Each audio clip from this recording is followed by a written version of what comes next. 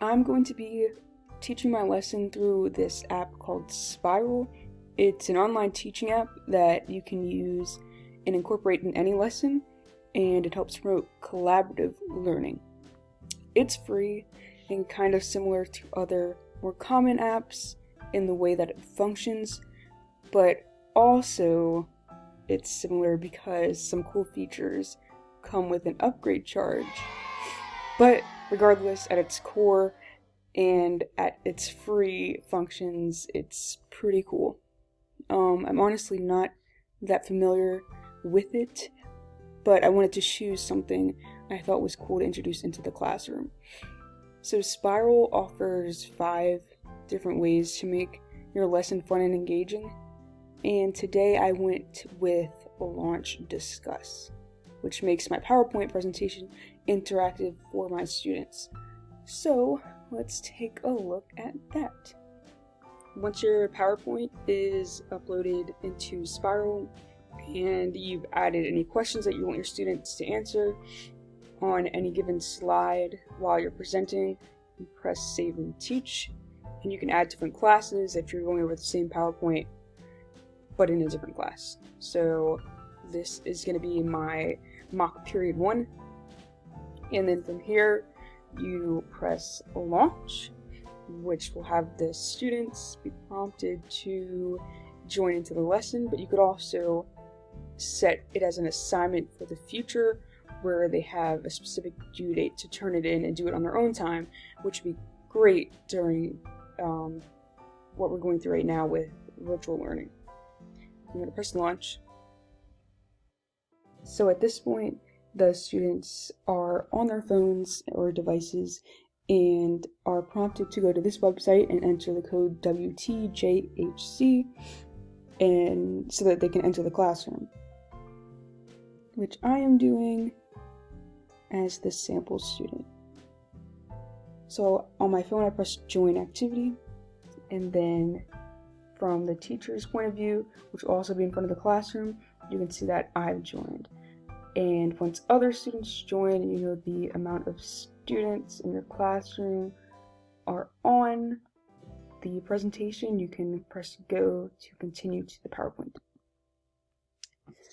So from here, we're going to continue my presentation. So today, I want the students to understand point of view, and they're going to be understanding it through watching a Sandy Hook commercial ad, which is on the more sensitive side as it deals with school shootings. So as a teacher, I know to provide that kind of trigger warning for this sensitive topic and to keep an open mind with my students. So to navigate through these slides, you just click these numbers, and I have 9 slides, so I'm going to get the second slide. And as you switch slides, it switches slides on their phone. So as the students walk into the classroom, it's going to be pretty dim, and I'm just going to be directing them to head to their seats and have the only things out on their desk be a writing utensil so that they can jot down things they found important or memorable through this video. They'll be watching this video ad, which is like a minute long.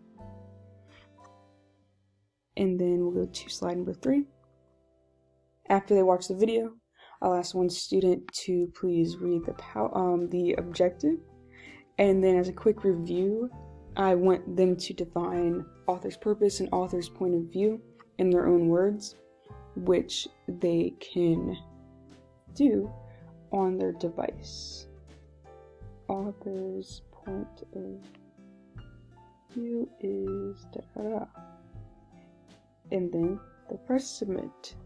And then here you can see that students are submitting and you can see the answers. But I want to focus on slide number 3. So this is how I'm going to show you guys how I would be using Spiral within my classroom. So following the hook activity, which is the Sandy Hook commercial ad, I'm going to have my students brainstorm, which will get their thoughts headed towards what the objective purpose is for them to understand how point of view is used and how what devices are used to demonstrate an author's purpose. So on their phones, they can see the 4 questions, but what I want them to do is to choose one question to answer and put the question number before their response. So I, Jada, student, am going to choose question number 3 and say my takeaway is that point of view is important, and then I will submit. Then you as the teacher, and this is all, again, on the classroom board, can be seen, you reveal the answers. You also have the option to show names of the answers. You can set a timer and do other things that I'll show you in a second. But say I want this student to improve upon their answer. If I click this on their device, it will prompt them to edit their answer, which I will do. And then they'll press submit again, and then you as a teacher can determine if that's correct or they still need further improvement, and I'll say that's correct. So I think this is interesting because it's just a more engaging way than the typical calling on students to get their feedback. But it's just visually pleasing and kind of UDL friendly because they have their devices and the PowerPoint is seen in their hands. And I overall think it's pretty cool. So from there, I would lock their devices because I don't have anything else in my presentation for them to be using their devices. Another cool thing with this app is this exit ticket tool. So here you get a kind of informal or kind of formal assessment of your student's performance.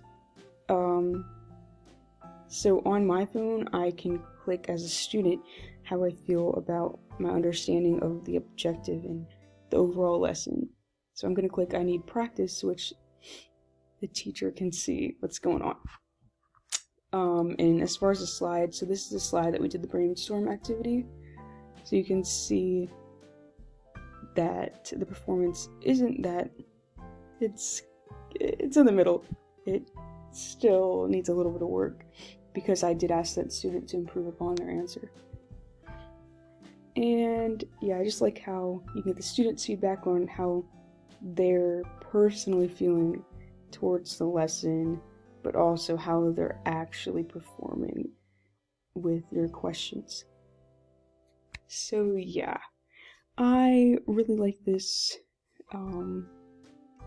tool to use for different activities, and I think you guys should take a look into it too, because as I said, there's 4 other functions of Spiral that are free, and it would be great to incorporate into lessons to make them fun and engaging.